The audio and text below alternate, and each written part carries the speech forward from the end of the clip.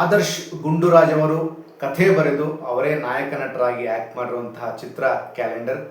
ಚಿತ್ರಕ್ಕೆ action cut ಹೇಳಿದಂಥವರು Naveen ಶಕ್ತಿ ಅವರು. ಈ ಸಿನಿಮಾದ ಒಂದು ಕಾಂಟೆಂಟು ಏನು ಅಂತಂತಂದರೆ, ಚಿತ್ರದಲ್ಲಿ ನಾಯಕ ನಟರಾಗಿರುವಂತಹ ಆಕಾಶ್ ವೃತ್ತಿಯಲ್ಲಿ ವೈದ್ಯರಾಗಿರ್ತಾರೆ. ಅವರ ಮತ್ತು ಚಿತ್ರದ ನಾಯಕಿ ನಕ್ಷತ್ರ ಮಧ್ಯೆ ಒಂದು ಮಿಸ್ಅಂಡರ್ಸ್ಟ್ಯಾಂಡಿಂಗ್ ಆಗಿ ಪ್ರೀತಿ ಬ್ರೇಕಪ್ಪಲ್ಲಿ ಕೊನೆಗೊಳ್ಳುತ್ತೆ. ಇದರ ಮಧ್ಯದಲ್ಲಿ ಬರುವಂತಹ ಮತ್ತೊಂದು ಪಾತ್ರಧಾರಿ ಮಾಳವಿಕಾ. ಈ ಪಾತ್ರವನ್ನು ನಿಮಿಷ್ಕಾ ಪಾಟೀಲ್ ಅವರು ಮಾಡಿದ್ದಾರೆ.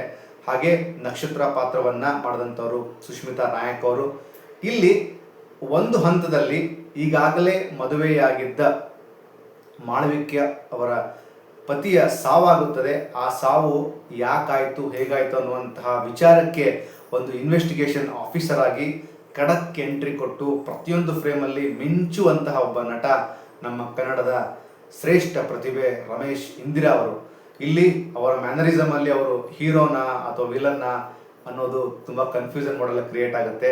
ಇದರ ಮಧ್ಯೆ ಆಕಾಶ್ ಅವರ ಸ್ನೇಹಿತೆಯ ಗಂಡನಾಗಿ ರಾಜಕಾರಣಿಯ ಪಾತ್ರವನ್ನು ಮಾಡಿದಂಥವರು ಪ್ರಮೋದ್ ಶೆಟ್ಟಿ ಅವರು.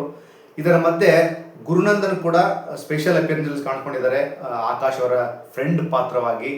ಇಲ್ಲಿ ಕತೆ ಒಂದು ತಿರುಳು, ಅಂದರೆ ಯಾವೆಲ್ಲ ಕಾರಣಕ್ಕೆ, ಅಂದರೆ ಒಂದು 2-3 ಮಿಸ್ಅಂಡರ್ಸ್ಟ್ಯಾಂಡಿಂಗ್ ಆಗುವಂಥ ವಿಚಾರಗಳು, ಜೊತೆಗೆ ಒಂದೆರಡು ಕೊಲೆಗಳಾಗ್ತವೆ. ಅದು ಕೊಲೆನಾ ಅಥವಾ ಯಾರಾದರೂ ಮಾಡಿದ್ದ ಅಥವಾ ಸುಸೈಡಾ, ಈ ಥರದ ಒಂದು ವಿಚಾರಕ್ಕೆ ಸಿನಿಮಾ ಮತ್ತೊಂದು ಡೈಮೆನ್ಷನಲ್ಲಿ ಓಪನ್ ಆಗುತ್ತೆ. ಕ್ಲೈಮ್ಯಾಕ್ಸ್ ಹೊತ್ತಿಗೆ ಆಕಾಶ್ ಅವರ ಒಂದು ರಿಸರ್ಚು, ಒಂದು ರಿಪೋರ್ಟು, ಅಲ್ಲಿ ಒಬ್ಬ ಮಂತ್ರಿಯಾಗಿ ಪಾತ್ರವನ್ನು ಮಾಡಿದಂಥವರು ಮಾಲಾಶ್ರೀ ಮ್ಯಾಮ್ ಅವರು.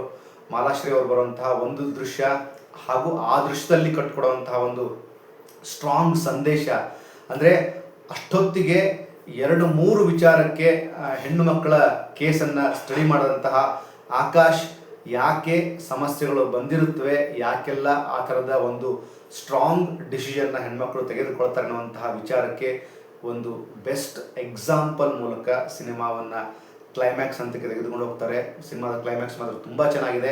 ಕತೆ ಅಲ್ಲಲ್ಲಿ ಸ್ವಲ್ಪ ಬೋರ್ ಹೊಡೆಯುತ್ತೆ, ಬಟ್ ಕಾಂಟೆಂಟನ್ನು ನಾವು ಅದನ್ನು ಕ್ರಿಯೇಟ್ ಮಾಡಿ ಅದನ್ನು ಜನರಿಗೆ ಡೆಲಿವರಿ ಮಾಡುವಾಗ ಒಂದಷ್ಟು ಸೂಕ್ಷ್ಮತೆಗಳನ್ನು ಗಮನಿಸಿಕೊಂಡು ನಾವು ಕತೆ ಮೇಲೆ ಕೆಲಸ ಮಾಡಬೇಕಾಗುತ್ತೆ. ಹಾಗಿದ್ರೆ ಕ್ಯಾಲೆಂಡರ್ ಸಿನಿಮಾ ಕ್ಲೈಮ್ಯಾಕ್ಸಲ್ಲಿ ಒಂದು ಒಳ್ಳೆಯ ಒಂದು ಮೆಸೇಜನ್ನು ಆಡಿಯನ್ಸಿಗೆ ಕೊಟ್ಟಿದ್ದಾರೆ.